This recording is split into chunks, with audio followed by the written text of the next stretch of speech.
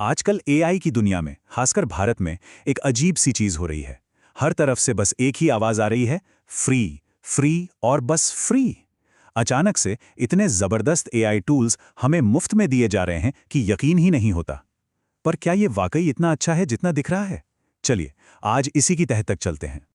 जरा एक नजर यहां डालिए। प्रोप्लेक्सिटी आपको एयरटेल के साथ 1 साल का फ्री सब्सक्रिप्शन दे रहा है। जियो, गूगल जेमिनी के साथ पूरे 18 महीने का। चैट जीपीटी गो स्टूडेंट्स के लिए 1 साल फ्री है। और तो और माइक्रोसॉफ्ट 365 भी को पायलट के साथ मुफ्त मिल रहा है। कोई 4,000 का, कोई 17,000 का, यहां तक कि 48,000 तक के सब्सक्रिप्शन, सब कुछ मुफ्त। मतलब ये कंपनियां करोड़ों रुपए बस यूं ही नहीं लुटा रही, वो ये पैसा सीधे हमारे भविष्य पर लगा रही हैं। ये कहावत तो सबने सुनी ही होगी, है ना? और एआई की इस दौड़ में ये बात 100% सही बैठती है। तो चलिए इस पहेली को सुलझाते हैं। तो यहाँ 3 बड़े सवाल खड़े होते हैं। पहला, ये सब मुफ्त में क्यों मिल रहा है? दूसरा, ये सब कुछ भारत में ही क्यों हो रहा है? और तीसरा, जो सबसे जरूरी है, कि इस पूरी सिचुएशन में हमें और आपको क्या करना चाहिए। आइए एक एक करके इन सभी सवालों के जवाब ढूंढते हैं। तो चलिए सबसे पहले सवाल से शुरू करते हैं। ये सब मुफ्त क्यों है? इसका सीधा सा जवाब है कि ये लड़ाई अभी पैसा कमाने की है ही नहीं। ये लड़ाई है मार्केट का किंग बनने की, आने वाले कल पर एक छत्र राज करने की। इसे समझने के लिए थोड़ा सा पीछे चलते हैं। आपको याद है वो जमाना जब माइक्रोसॉफ्ट ने विंडोज के साथ ऑपरेटिंग सिस्टम की दुनिया पर कब्जा कर लिया था? या फिर कैसे गूगल सर्च का मतलब ही बन गया? आज हर ऑफिस, हर कंप्यूटर पर विंडोज है। बिल्कुल बिल्कुल वही लड़ाई अब एआई के मैदान में लड़ी जा रही है। जो इस रेस को जीतेगा वही अगला टेक किंग होगा। और कमाल की बात तो ये है कि ये एआई कंपनियां अभी कोई मुनाफा नहीं कमा रही हैं। सच तो ये है कि ये भारी घाटे में है। वो अपने इंफ्रास्ट्रक्चर पर, महंगे ग्राफिक कार्ड्स पर, डेटा सेंटर्स पर अरबों रुपए पानी की तरह बहा रहे हैं। बस पैसा जला रही हैं। क्यों? ताकि ज़्यादा से ज़्यादा लोगों को, ज़्यादा से ज़्यादा यूजर्स को अपने साथ जोड़ सकें। क्योंकि जब पैसा आना शुरू होगा ना, तो इतना आएगा कि कोई हिसाब नहीं। लेकिन आएगा उसी के पास जो इस रेस में सबसे आगे निकलेगा। अच्छा, तो अब आते हैं दूसरे बड़े सवाल पर। ये सारी रेस, ये सारा मुफ्त का खेल भारत में ही क्यों हो रहा है? भारत ही इस जंग का मैदान क्यों बना हुआ है? जवाब इस एक नंबर में छिपा है। 90 करोड़। जी हां, भारत में 90 करोड़ मोबाइल यूजर्स हैं। जरा सोचिए, ये संख्या इतनी बड़ी है कि दुनिया के कई देशों की तो कुल आबादी भी इतनी नहीं है। इन कंपनियों के लिए ये यूजर्स किसी सोने की खान से कम नहीं है। लेकिन बात सिर्फ गिनती की नहीं है। असली खजाना तो हमारी डाइवर्सिटी है। सोचिए, हमारे देश में कितनी अलग अलग संस्कृतियां हैं, कितनी भाषाएं बोली जाती हैं। लोगों की सोच, उनके सवाल, उनके बात करने का तरीका कितना अलग है। यही विविधता एआई के लिए सबसे कीमती ट्रेनिंग डेटा है। जब कोई एआई इतने तरह के डेटा पर ट्रेन होता है तो वो ज्यादा स्मार्ट, ज्यादा ताकतवर बनता है और पूरी दुनिया में काम करने के काबिल हो जाता है। और यहाँ सिर्फ आम यूजर्स की ही बात नहीं है। गिटहब, जो कि डेवलपर्स और कोडर्स का सबसे बड़ा प्लेटफॉर्म है, उसके सीईओ खुद कहते हैं कि भारत के यूजर्स दुनिया में सबसे आगे हैं। अंदाजा है कि 2025 तक भारत से 2 करोड़ से ज्यादा डेवलपर्स गिटहब पर होंगे और 2030 तक ये नंबर 5.7 करोड़ तक पहुंच जाएगा, जो अमेरिका से भी ज्यादा होगा। ये एडवांस यूजर्स एआई को और गहराई से ट्रेन करने में मदद करते हैं। इसका एक जीता जागता सबूत है परप्लेक्सिटी एआई। इसी साल मई में इस कंपनी की वैल्यूएशन $1 बिलियन थी। फिर जून में उन्होंने भारत में एयरटेल के साथ फ्री सब्सक्रिप्शन का ऐलान किया और नतीजा, सिर्फ 2 महीने के अंदर जुलाई तक उनकी वैल्यूएशन सीधी $1.8 बिलियन पर पहुंच गई।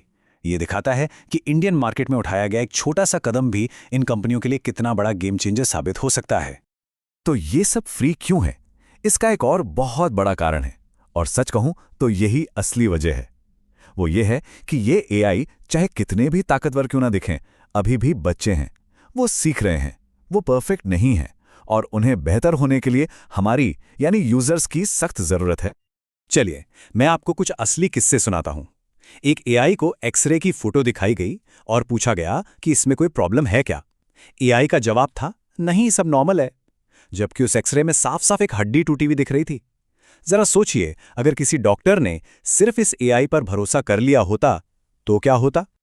एक और केस सुनिए। एक एआई को 10 साल का फाइनेंशियल डेटा देके कैलकुलेशन करने को कहा गया। एआई ने अपनी रिपोर्ट में दिखाया कि कंपनी को प्रॉफिट हुआ है, जबकि असल में कंपनी बड़े लॉस में थी। जब उसे उसकी गलती बताई गई तो उसने बड़े आराम से कहा, ओह हाँ, आप सही कह रहे हैं। मतलब अगर कोई इंसान उसे दोबारा चेक ना करता तो कितनी बड़ी गड़बड़ हो जाती। और ये तो छोड़िए, एक बहुत ही मामूली सी बात। मैंने एक एआई को अपने डॉक्टर का नाम याद रखने को कहा। सिर्फ 10 मिनट बाद जब मैंने उससे दोबारा पूछा तो उसने कोई और ही नाम बता दिया। ये छोटी छोटी गलतियां हमें बताती हैं कि एआई अभी भी सीख रहा है, और उसे सिखा कौन रहा है? हम सब। तो सवाल ये है कि एआई होशियार कैसे बनता है? पहला तरीका है इंटरनेट पर पहले से मौजूद जानकारी से। लेकिन वो जानकारी पुरानी भी हो सकती है, गलत भी हो सकती है। असली और सबसे कीमती ट्रेनिंग उसे मिलती है हम जैसे यूजर्स से, हमारे सवालों से, हमारी बातचीत से और हमारे दिए गए नए डेटा से। हर बार जब हम एआई से कुछ पूछते हैं तो हम अनजाने में उसे ट्रेन कर रहे होते हैं। हम ही उसका असली स्कूल हैं। तो अब जब हम ये सब जानते हैं तो सबसे बड़ा सवाल ये है कि हमें क्या करना चाहिए। क्या हमें इससे डरना चाहिए या कोई और रास्ता है? चलिए देखते हैं कि इस खेल में हमारी अगली चाल क्या होनी चाहिए।